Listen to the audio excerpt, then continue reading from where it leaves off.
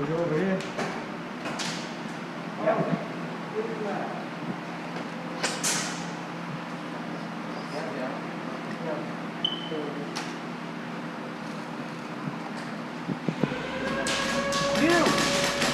Alright guys, listen up. We're going to be fighting over the flag in the center.